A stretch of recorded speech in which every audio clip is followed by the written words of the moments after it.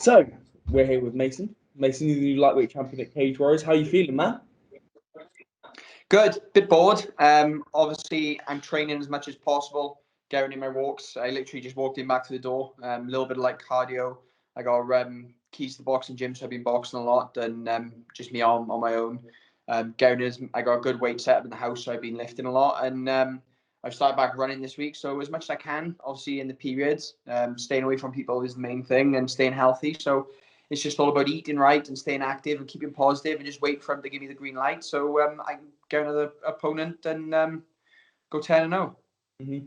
So obviously in this time you can't be out, but how are you coping with training at home? And how obviously it's different, your training, but in general, how are you feeling about the situation?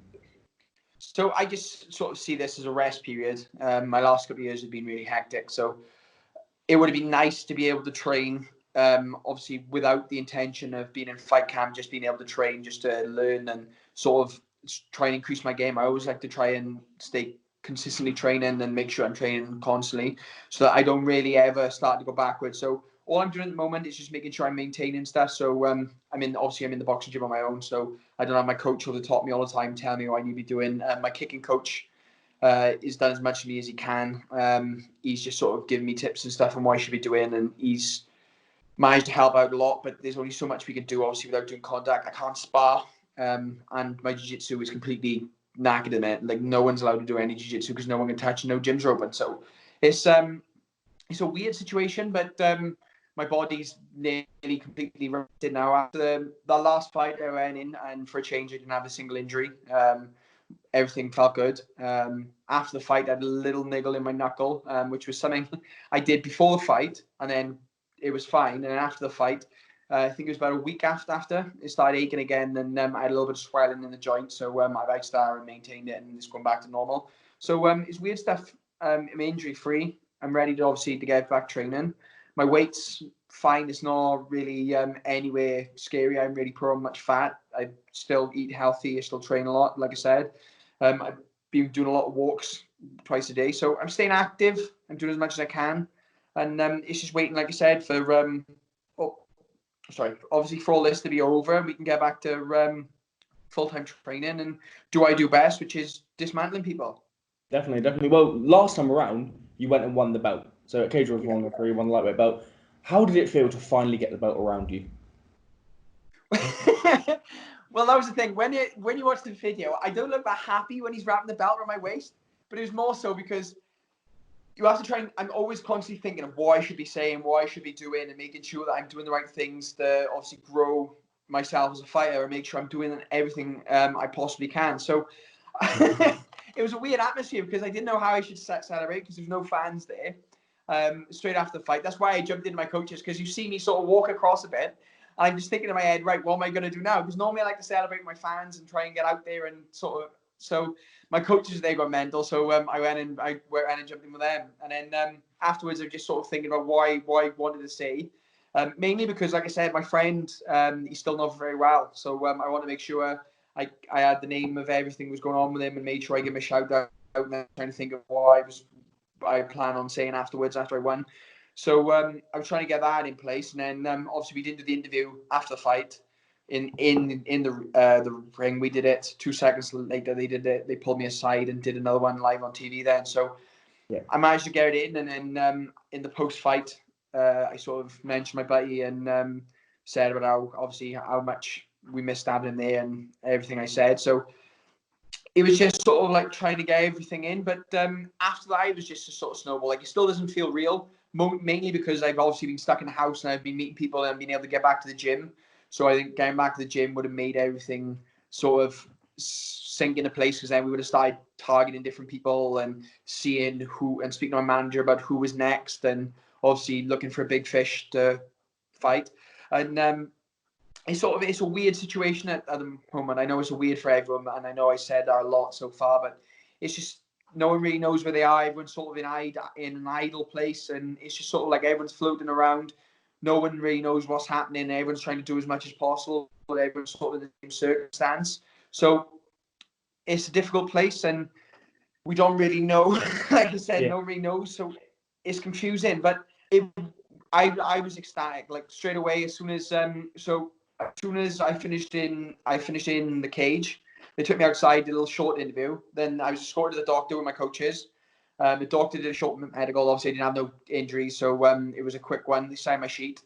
My coach took that straight away to get obviously cashed, because as soon as you fight, you have to see the doctor. The doctor signs a sheet, and then that gets taken, and then they pay obviously the money in your bank account. So he went and sorted that for me. I went and did an interview straight after, and then we were literally told to change and leave. So my dad, as soon as I caught obviously Joe with a knee, he literally ran out of the apartment screaming and jumped in his car to come pick us up. So because they had an apartment near my family, all come up to watch. Right. And they picked us up, and then it was an apartment on a boat. It was like a boat villa thing. It was really weird. They surprised me with. So we had a sort of boat party until quite late. I don't drink, but my coaches managed to get merry, and they all enjoyed themselves. And my girlfriend had a few drinks, so it was nice to celebrate with the family, get some nice photos in, and sort of relax. More so, like for me, it's a milestone, and it's something I really look forward to, and I'm super happy to have. But for my coaches, I think it meant a bit more to them than it did to me, just because I've always been interested in beating people more than anything else. Like I've always wanted a belt, but now I had this. It was like, oh great, it's a lovely belt. It's really heavy. Now I want a UFC one. Do you know what I mean? So it's like I'm always on to the next thing. So my next goal is obviously defending Cardiff if it goes ahead. If not, anyway, I want to fight again as soon as I can. Like the plan was to fight June and then fight in September. So I think that's getting knocked back. But I wanted to get minimum two more fights this year. The plan originally was to get one more fight and then get signed. And I think if everything had been normal after my last performance, I think I would have got signed.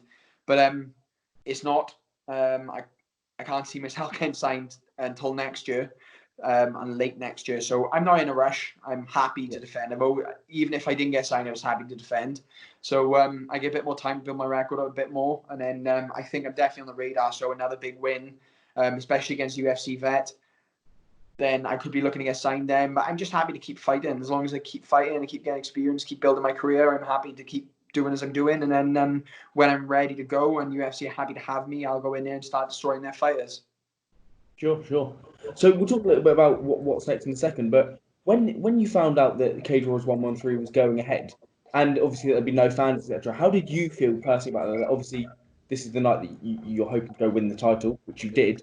But how did you feel when you found out that? So it'd be a weird situation for me. Obviously, my first fight was against the Italian I was meant to fight, Danilo. That was my first opponent. And then I had a call 2 weeks before, I think. No, more than that. 2 weeks, maybe 3 weeks before, to say that Danilo wasn't going to be able to fight. He had an injury, I believe. They spoke to my coaches, and my coach basically said, look, we're not interested in knowing why. If he's out, he's out. We don't really want to be privy to personal information, because they were sort of if and are. I think it was something to do with COVID. So it was sort of like they didn't really want people to know. I said, look, if I don't know, I can't tell anyone. So we didn't get told. They found me a new opponent, and then that went on for a week, and then he pulled out. His eye infection was still too bad. So a week before the fight, I didn't know where he'd be fighting. I didn't know if the fight would still be going ahead, and I didn't know if I'd have an opponent. So they sort of come together and said, look, Joe's opponent can't make it. Your opponent can't make it. Do you want to fight him? I was like, well, I'll put it with the coaches. And then they offered the belt on the line. So then they added the belt to it. I was happy to fight anyway. Obviously, as long as I've got a rule that I can't accept fights until my coaches all give the nod. So I put it to them, and they agreed within 3 minutes, I think, 3-4 minutes. So I called them back, accepted it. So it would already been a sort of difficult lead up to a fight. I think with everything that's happened in my career so far, especially my boxing fights where I had 6 fights cancelled with different reasons, I'm used to it. So I don't really panic anymore. I don't really care about opponents. So long as there's someone in front of me, I do my game plan, and I'm happy to go. So I was always relaxed with that. And then obviously 3 days before, the arena got changed from London to Manchester. I lost money on that. I paid for my coach's hotel rooms. Obviously, Cage Warriors provide room for you and one coach. Yeah. Well, I've got my dad likes to come up to help. My S&C coach does my weight cuts with me. And then I've got 3 coaches who come up and corner me as well. So I was paying for all their hotels and making sure everything was paid and paying for their transport up. So I lost a bit of money on that in London. My family all had hotels, and like there was loads of us coming up, so they all managed to get their money back, I believe. I think my brother's still waiting out for some because he paid for my direct family stuff, so he's waiting to get his back. So it was wild. So I didn't really sort of think about how it was going to be with a closed arena and how they were going to do it with all the COVID stuff. And then I was just focusing on making sure I maintained weight, making sure I was in the best shape I'd ever been, and making sure I was ready to go in a mental state. So when we turned up, got to the hotel, and they started going through all these different things, I just wasn't really bothered. And then when we got to the arena and how tight security was and stuff, I was just quite relaxed. And then they obviously stated so much about how it was a closed venue. So when they first said, I thought the fighters would be able to watch, so I thought I'd be fighting in front of the other fighters. And then when they said no one was allowed in the arena completely, it was only the teams who were fighting, it was sort of a different ballgame again. Lucky for me, from my old career when I did judo sort of full time, I fought in silent arenas before. Certain finals you go to, they do the final on sort of a raised stage, and everyone in the arena is watching you, and sort of it's all an official venue, and so it's really quiet and it's eerie, and sort of a lot of times you'll fight against home crowds and stuff. And I'm used to fighting, so it didn't really bother me too much. It was just sort of get in there, get the job done, and I was pumped up and ready to go, and obviously put on a career best performance. Definitely. So I know you said a second ago there that obviously now you don't think that the UFC will be until probably next year, but ideally, who would be the next fight for you? Justin Gaethje or Khabib Nurmagomedov. That'd be perfect, wouldn't it? No, I want a UFC vet. That's what I want. So when they offered Danilo, that was perfect for me. Yeah. Obviously, he's a Bellator vet. He's a UFC vet. He's got a very, very experienced record. So he's shown that he's made the stage multiple times. I think if I went in and destroyed someone like that, which would happen, then it shows I'm more than ready for the fight. Because no matter how you perform, you go in and, like I said, I've knocked a guy out in the first round. I've been beating top level contenders. People don't really sort of take as much notice now. Everyone's good. I've trained with Russians in Cali. I've trained with all the Americans. I've trained with stuff like everyone's on the level. So it's hard to get noticed, and it's hard to make a statement to get picked up. And I don't think people sort of understand that too much. Like, you see a lot of guys, especially with Cage Warriors, I see a lot of it where they're really good level cage fighters, and they win the belt and they think, look, I'm going to get signed. And it's not really that easy. It's about getting noticed. Obviously, I think McGregor's the best example of it, where he won 2 weight divisions and was beating everyone they give him, knocking people out left, right, and centre. And Dana White didn't even know he was. He said that in interviews before. It wasn't until people started going up to him and saying, look, you need to check this guy out and keep it on, that they really got picked up. And obviously, because of people like Michael Bisping and the Forerunners, the guys who have really showed what British MMA can do. Leon Edwards is another one. All the Welsh guys, I name them all the time. Jack Marshman, John Phillips, Jack Shaw, Brett Johns, everyone who's doing so much things for Wales and Britain.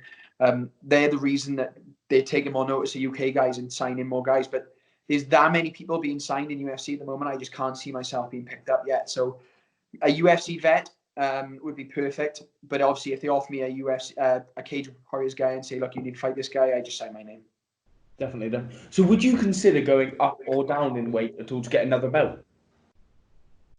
See, I don't think I could go down. That's not true, because I'd have to move my weight a lot. I sit quite comfortably around 82 kilos, and then I cut from there. My weight cuts are okay. They're hard. Like last time, I think the night before we moved a bit of weight, and then on the day I did 5 hours of weight cutting before I weighed in. I weighed in about perfect.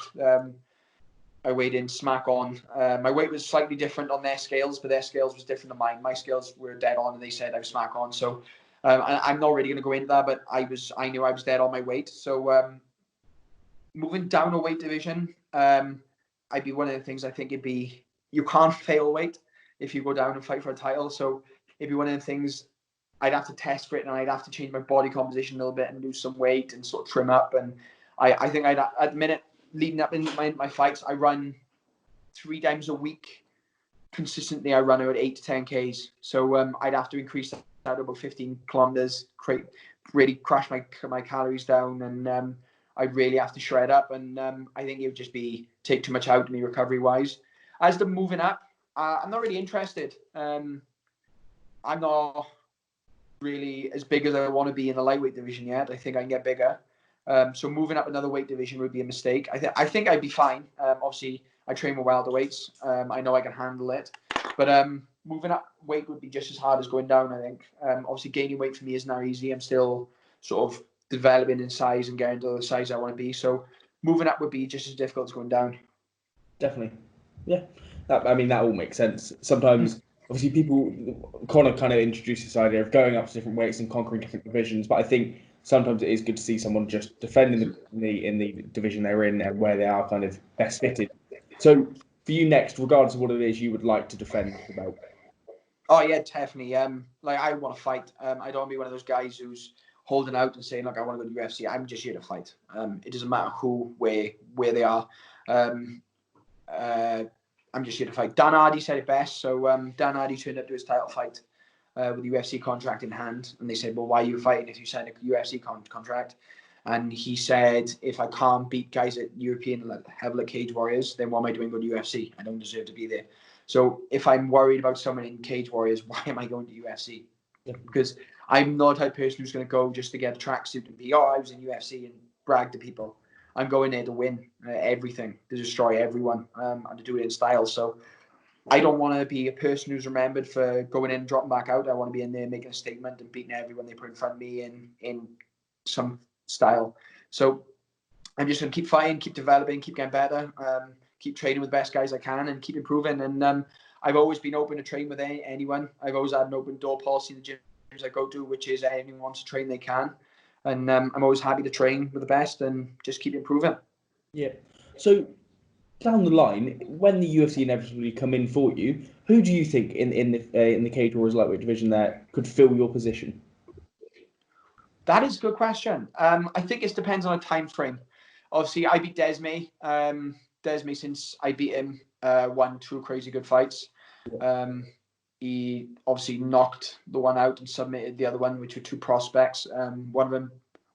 Jakobsen wasn't a prospect, but he was an old head. Obviously, he'd fought for the title before against Soren Bach, I believe. So, and did he? No, he didn't. I don't know. Can't remember. But and then the other person he fought was obviously coming through was another prospect that was sort of angling to fight me for the belt, I believe. I'm not too good on names. It was Tim. Do you remember? I can't. No, not. I'm terrible with names, and I'm so bad with names. And I tried my best not to because it's insulting people. And it's like, oh yeah, I don't remember his name, as if like it makes me look quite arrogant. But I'm just so bad with names. Like people I've grown up with for years, I'm so bad to remember names. Faces I never forget, just names I'm so bad with. Tim Barnett, I think it is. I'm sure it's Tim Barnett. He got choked by Desme. So I'd say, obviously, a Desme versus Pimbert fight, if I went now, would be next in line for the belt. I know they've been trying to make that fight for ages, and I think if they put the belt on the line, I think the two of them would manage to make it this time, and that's a fight I think everyone wants to see. But there's brilliant guys in my division coming through. 155 is always one of the strongest divisions. There's always guys coming through. Obviously, Joe is still a contender. There's Hardy, who's coming through. I'm going to be a great guy in the next couple of years. Obviously, the Welsh. We've got Oban coming through. Yeah. He's a brilliant guy. There's loads of people who can really make a statement. There's a lot of the Irish guys at the minute are really making a push. And you never know who's in the amateur ranks now, who's taking their time to sign pro. I'm sure I seen something the other day, and it was Mark Coddard put a tweet up saying about prospects he could see who's going to be good in the next few years. And there was an amateur on there who'd have like 25 fights. It's not Mohammed Makaev. Is that his name? Yeah, that's the one. So I know he's a bantamweight, but there's people like that fighting. And any idea why he's still fighting an amateur if he's 25-0? What I know is he was I think the IMAF champion. Yeah. So from what I know, he's just dominating there at the moment. So I don't know why he's not necessarily made the move across yet. But all I know is that he has been spoken about left, right, and centre in terms of how developing. I know in boxing, a lot of people stay amateur rather than go pro just because of the money. So he may be on good money and just being paid well. So if that's He what does seem he's to be a bit doing, the then fair face play of to him. So Pun? he seems to be the face of IMAF at the moment. They use him a lot in their promotion. So maybe it is a deal that he's got with them that's working well for him as it currently goes. Yeah. But we'll see. I was going to ask. I don't know if you heard Graham on Eurobash saying that he doesn't think now that the UFC will come in for any cage warriors fighters, just because obviously the rosters now are going to be there's not going to be injuries going through them. So what? How did you feel when he kind of announced that, or was that something you seem like you kind of expected this? Yeah, I don't think anyone's hiring. Obviously, my dad runs multiple companies. I said in previous interviews before, my brother runs companies. Their companies are shut down. Their companies, there's people not working. So it's in a business side of things, no one's really hiring unless obviously their work's still going ahead. So UFC just taking as a company side of things, if they're not earning money, they're not going to be looking for new talent. Yeah. And then obviously when Graham sort of put it through a different point of view where he said obviously everyone who's injured is going to be coming back, rested, bored, with no money, ready to go. It made a lot more sense. Obviously, as a sponsored fighter, some of my sponsorships are sort of in the place where they've said, where I know they're still going to pay, but they haven't paid me through this gap. Like I get sponsored yearly, so I know that they'll make up for it for the end of the year. But at the moment, they need the money, so they're sort of paying their own way. And I know, sort of, I'm not going to get paid if they're not earning money. So if I'm in that position, I know other fighters are in that position, and they're going to be looking for fights even more. So I think everyone in the UFC roster is going to be climbing the fight when the shows start back up. So again, they're not really going to need new fighters. Like UFC only look for new fighters when A, they get rid of all talent. B, they need a fighter to fill a space that someone can't take up, so people take short notice fights. Or C, they see someone and they think, wow, that kid's got talent, let's give him a chance. That's exactly what happened with Jack. I don't think it was A or B for Jack. They noticed Jack a long time before and off him. Paddy, if Paddy gets a good couple of wins under his belt, I can see it happen to him as well because I know he's been offered twice. So I want to be one of those guys who cause enough interest that they do offer. And I think I'm on the table now. And I think obviously my name's come up before, but it'd be nice just to sort of cement my place, beat a UFC vet, and then get picked up. But whether it happens or whether it doesn't, I'm not worried. Like I said, UFC is in my future. So I just got to keep beating people and winning and make it inevitable. Yeah, I love your breakdown of that there. It makes a lot of sense, and that's what we need in this time. With Graham himself, is obviously the UK MMA industry wouldn't be the same without him. He's No, doing bits in it. What's your relationship like with him? So Graham's my manager. So I'm a bit biased in this anyway. But what I will say is when I was boxing, I was having fights cancelled left, right, and centre. I couldn't get out opponents. I was treated like shit. Obviously, I don't like to swear, but I was to the point where like I sold 7-8 grand's worth of tickets to once for a fight in Cardiff. And the week of the fight, I had a call off a friend of mine who was a journalist, and he said, "Have you heard?" And I said, "You heard what?" And he said, "Your fight's been cancelled." And I said, "What do you mean my fight's been cancelled?" He said, "The old show's off." I said, "Look, no one spoke with me." So I called my boxing manager. My boxing manager was a great man and said, "Look, what's happening? I've just been told this happened." And he literally just calmed me on the phone and said, "Look, I haven't heard a word. They haven't contacted me." And like, he's a big manager in London. He does really ridiculously good shows. So he said, "Look, I'll get back to you." So he rang around and didn't ring me back for 2 days. And when he came back to me, he said, "Look, I finally just got a hold of someone." They didn't care. They literally just said, "Keep your tickets, hold on to the money, and next time we have a show come up, they'll carry my name over, and the tickets I've already give out can be used then." I was like, "Look, I can't hold on the money for a future show that may all not happen." So that was one of the worst places I was treated, and that's why I don't really care about where the fights go ahead. I trust in the Cage Warriors because they've never really let me down. When I went after sort of that happened, that was my last boxing fight. I said, "Look, I'm not doing this anymore. I'm putting camps in. I'm spending money. I'm training with the best people and paying. Like I was paying to go up to London to train. That was coming out of my pocket, paying for accommodation, paying for transport, paying for food and training and everything I had to. And I wasn't getting fights, so I wasn't really making money. I was just losing my savings. So I had a good relationship with Richard Shaw, just because I'd known him for years. I trained with Jack when I was kids. all through the different kickboxing gyms. We all knew each other. So I drove to the gym, had a chat with him and said, look, I'm ready to go into MMA now. They've messed me around boxing too much. I'm happy and I'm ready to make my debut. And he said, right, no problem. He said, the show's in 10 weeks. He said, it's the first show with Safe MMA, so you have to get medically cleared again. We'll get you an opponent and that'll be it. And then I got cleared. My first opponent failed his brain scans. My second opponent failed his eye scans. So I didn't have an opponent. So they said, look, I promise you this won't happen. So we'll get you a fight. It'll have to be a unified amateur fight. So they got me an opponent anyway. And ever since then, I had a brilliant relationship with Shaky when it came to putting shows on. And that was all down from Graham. Sort of Graham was the same. They both had the attitude, Shaky and Graham did, about no matter what happens, they make sure the show goes ahead until they physically possibly can't. And that showed in sort of Manchester. Didn't matter how many opponents pulled out. Didn't matter where the arena changed to. It didn't matter what was coming on. They made the show go on, and they did it in a way that I don't think anyone there could complain about. It was safe. It was secure. Everyone was tested religiously, and everyone went in there with the knowledge that they could get ill after the fight. But I don't believe anyone has. We were tested, like I said, religiously. So my views on Graham is that he's straight in the way that if he says something's going to happen, he gets that done. And I just think if you're in the European scene and you want to get into any of the big circuits, then if you don't go through Graham, you're going to struggle.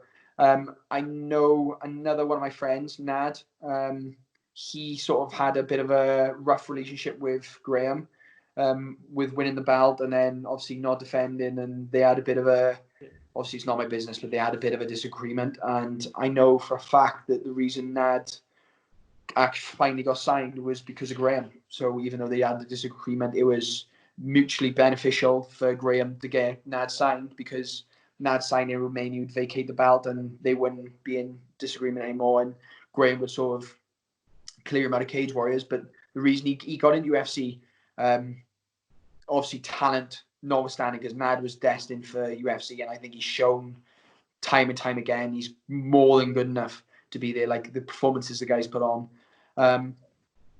but the reason he got in was because of Graham. And like I've talked to Uriah and stuff, and they all say the same thing. Graham's perfectly good for getting you in, and he's done exactly what he said. So I've always had a stellar relationship with Graham, and the guys, me and him, has always got on really well, and I can never say a bad word about him. No, that's good. As I said, I think from my view, from what I know from Cage Warriors and everything I said about them, is that Cage Warriors do something right for sure, and they seem to look after their fighters well. And in general, the relationship that Graham kind of has with Cage Warriors fighters and just in general with the media, he seems to know what's right. Even I've heard quite a lot of people say in the past that Cage Warriors have this partnership now with the UFC because they know that that's more beneficial. It's not trying to compete with the giant there. It's a really healthy relationship. So it's awesome. Well, when I go to America, when people sort of they know now, but when I was first coming over, they'd asked who I was competing with, and I'd say Cage Warriors, and everyone knew who it was. Obviously, in the US, there's a couple of different promotions. No, there's different ones, and there's ones at different levels. Ones who compete with UFC, like LFA, Bellator, and there's obviously the one in Asia. But if anyone mentions European shows, it's always Cage Warriors. And like I said, the way Graham's done it, there was no way they could get the funding to sort of compete with UFC. I mean, if you ask people who don't know anything about MMA and you try explaining you try explaining to sort of an uneducated what you do, they straight away they turn around and they say, "Oh, you do that UFC stuff then, do you?" That's the whole thing. That's the end of our argument. Like, they don't say, "Oh, you do that Bellator thing." They don't say, "Oh, you do that one thing." It's that UFC thing, and UFC is the standout promotion. Bellator do unbelievable things. LFA is putting unbelievable money up, and ONE FC is literally, they rule Asia completely. But as a worldwide thing, UFC is the number one promotion. Definitely, no, totally agree. I think, as I said, it's nice to see other promotions come in to add a bit of challenge to the game. But at the moment, as I said, UFC are. It's commonly heard that when people say, "Oh, you do UFC," and obviously that makes no sense, but Yeah. it's one of the things that you hear often. So And just before we obviously, the number one seed, the number one seeder, so the number one sort of promotion that gets fighters in UFC is Cage Warriors. So I'm happy with Cage Warriors, and I'm happy under Graham that eventually I will make it to UFC as long as I keep winning. definitely, no, totally agree with that. Before we get on to our fan questions, I was going to ask, when you were growing up, who was your idol in MMA or boxing? So I'm different on this. I don't really like the term idol. Whenever you always get a question in school when you was kids, like who's your idol? Who'd you look up to? And you'd always have the kids putting football players in and all these. I always used to. I always give the reference of Sir Francis Drake. He was always. I was a weird kid. I'm still a weird guy now, but I was always a weird kid. And I know my teachers always look at me a bit weird, and they'd be like, "Well, why?" And I was like, "Well, Sir Francis Drake was a pirate who sort of did his own thing and managed to get endorsed by the Queen, and he killed and plundered and did whatever he wanted, and that was sort of my outlook on life and the way I wanted to live was to sort of do what I wanted and make it work." And people always give you a funny look, but I've always struggled with the word idol, especially when it comes to other fighters, and because I don't ever see sort of heroes or idols, I just see targets. In boxing, I like styles, same as MMA. So I used to take what I liked from fighters. So like Andre Ward, there's a lovely thing where he pulls the glove down and throws like a lovely left hook off it. I would take that and I like that. Lomachenko always has footwork. I always try to imitate. GSP had such a varied game, and he did such weird stuff when it comes to his strength conditioning that sort of and the way he developed his game. And I think he was a standout fighter. John Jones always had such a fluid style of striking where he blended so many different styles in. So I try to imitate that. And I don't think like I also disagree with the whole who's the GOAT. I hate that question. I don't think that's a thing.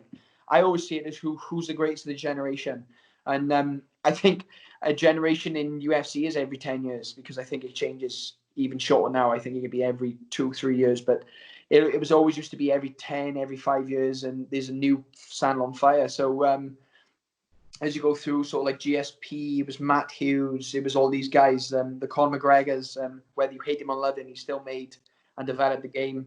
Ronda Rousey, another one, like the stuff she did for the sport. John Jones, DC, like all these guys do such crazy good stuff, and Habib Nurmagomedov.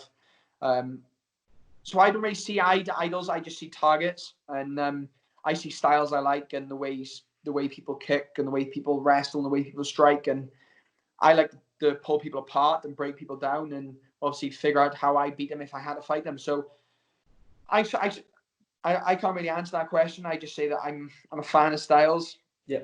And I'm a fan of the sport, and this is in my blood, and I live and thrive off this. So I love various fighters, and I love the way they fight, but I love to just compete with all of them and train with all of them and see how I match up. Yeah, what an answer. I like it. I like it a lot. So we'll go on to some of our fan questions now.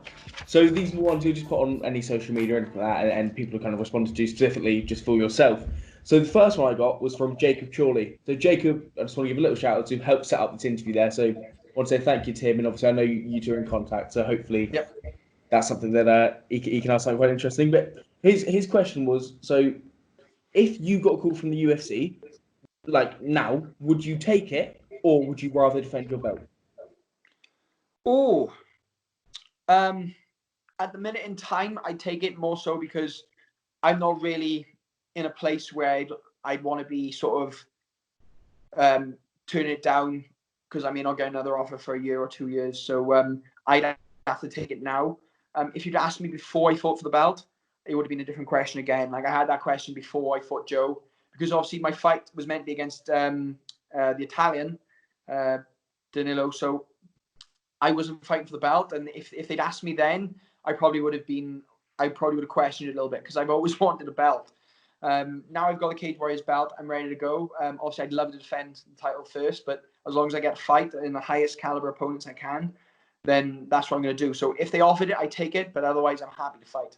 Definitely. So a very similar question came in from Dale Duggan on Facebook. Firstly, he wanted to congratulate you for your 113 win, but what do you think would be more beneficial for you at this stage in your career to fight in UFC or Cage Warriors? Well, first I want to say thank you for watching, and thanks for putting your question in. Obviously, it's nice to hear that people are supporting, and if you take a look at my Instagram, drop me a message. I love getting questions off fans and messages off fans, so drop me a message any time, and I'd love to get back to you. I quite good on Instagram that if you drop me a message, I will reply. Just don't start bombing me with messages because I'll reply the first few times and then I'll just ignore you. But I think for my career, UFC would be the best just because it's watched by more people. You get a free tracksuit and sponsorship side of things, even though it's sort of a bit confusing. It's more beneficial for sponsors for you to get in UFC. More so, I can build my social media platform up a little bit faster. You appeal to a wider audience, obviously with American, South American, European audience all watching UFC. It's just the appeal's better, and that's where I want to go, and that's what I want to do. So it's good to sort of cement your base. So if that option come up, I would definitely take that option now. Good answer. Love it. This one's from Callum White on Facebook. His question was, what do you think of Jack Cartwright? So I met Jack Cartwright for the first time when Jai Herbert fought in Birmingham against Carlos. I can't say the name. Something. And we didn't get a chance to chat then because he was right at the front and I was behind Leon Edwards and all those. So I didn't really want to go walking across mid-fights and have a chat to him. He was sort of with his team sort of thing, so I just stayed out of it. But before this fight, we had a bit of a chat, and I said the same to him then. I said I watched his fight in the tournament as well as his last fight just gone, and he always puts on impeccable performances, and I just said I'm a big fan, and it was nice to see someone go out there and just knock people out and try your best to knock people out. Like obviously I'm that style where I always go to try and finish things, so it was nice to see that also, and his fights are always exciting. So I really like Jack, and from that quick chat we had at 113, he's a nice down to earth guy, and we're gonna have a competition. I think me and him, who gets signed to UFC first. So I'm hoping to get another win in before he does and get signed before those guys, and then do the next one. But I think he's destined to go to UFC too. I love that. Love the answer as well. I like the competition. Definitely up for following that one. This one's coming in from Facebook from Jamie Kyle Thomas. What do you think of a UFC event in Wales for the future? Obviously, I'd love to see that. UFC in Wales sounds spectacular, and it's always nice to put on a home show. And the way MMA is growing at the moment, I can see us filling the Millennium Stadium or wherever they decide to do it easily enough.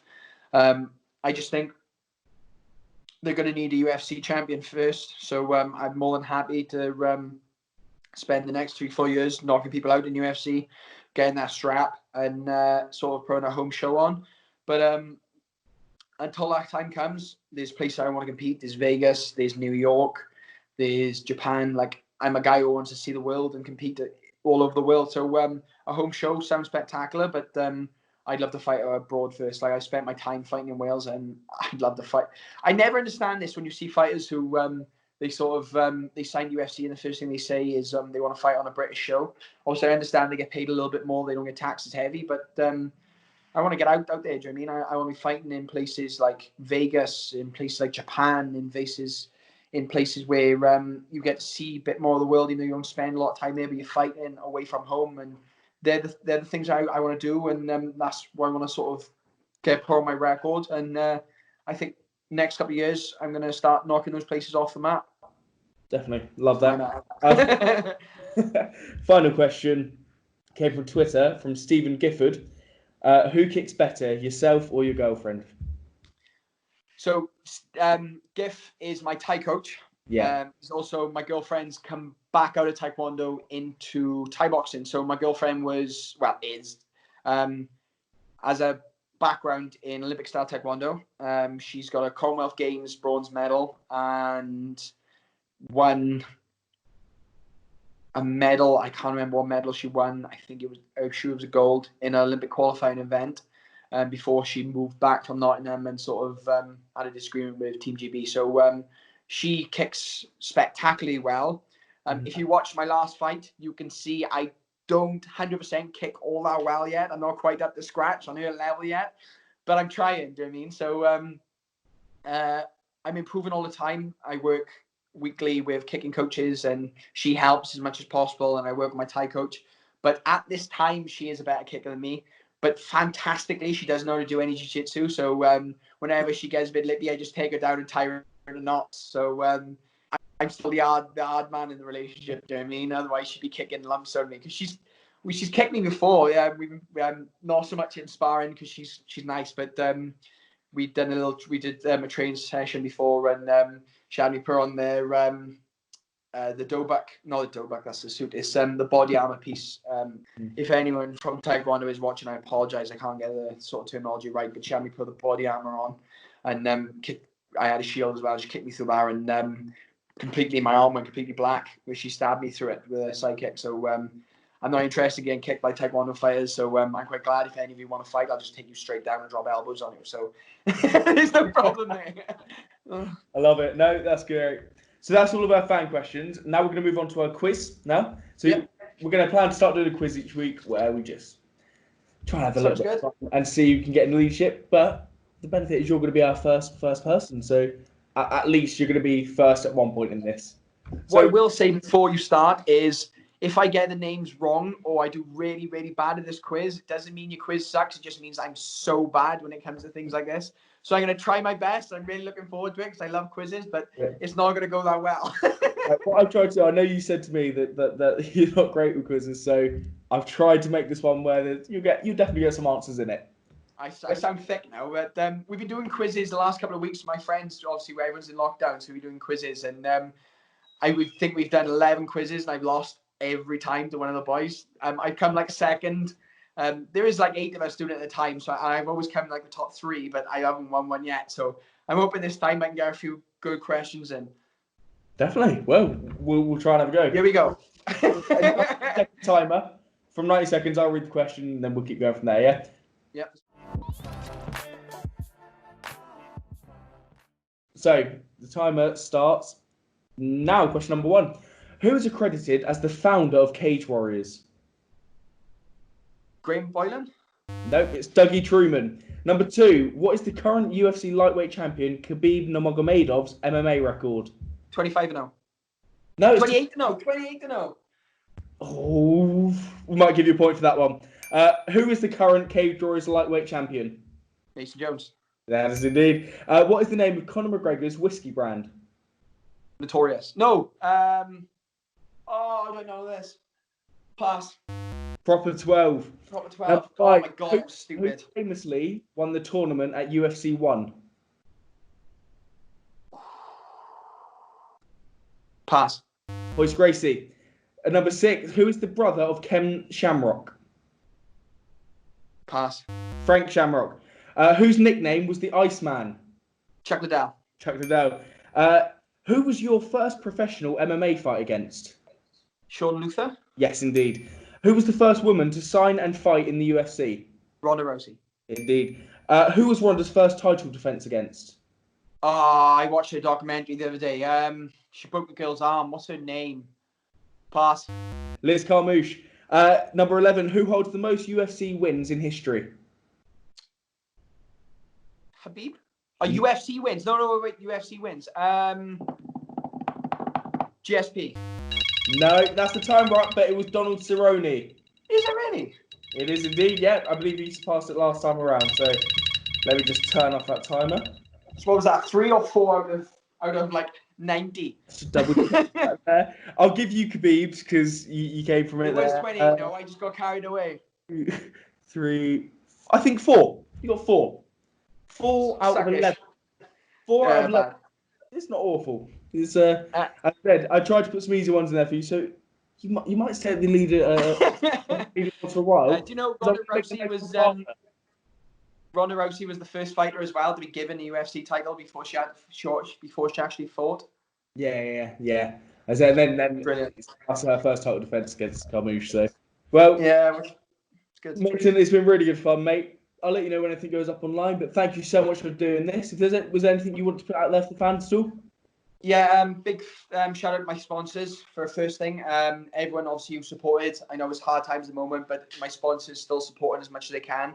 So PB Builders, Tatami Fightwear, SD Sealants. I always got their water bottles on hand to me today at the moment because I came in for a walk just before the interview. I completely forgot. Candle Talent's another one. CCS Scaffolding. Obviously, everyone who supports, everyone's always crazy back home. Big shout out to all my friends and all the fans who always come to support. And if you haven't, give me a follow on Instagram. I don't talk this much on Instagram, but I do put a lot of different posts up about my training and what I'm doing recently, and I try to keep you guys informed. So give me a follow. It's at Mason Jones 95. My Twitter links and everything else they're all over there, so you can find them through there. But follow me on Instagram, and if you've got a question you want to drop to me, or if you ever want to drop me a message for any reason, please feel free to. I like to give messages back, and it keeps me from talking to my girlfriend, so it's always nice. Well, we appreciate the support in this time, mate, and hopefully you keep fit, and we look forward to when you're next in the octagon. Thank you so much, and thanks for having me on. Pleasure. Thank you very much, mate. You take care. Speak to you soon. Cheers, Cheers, mate. Bye. Bye.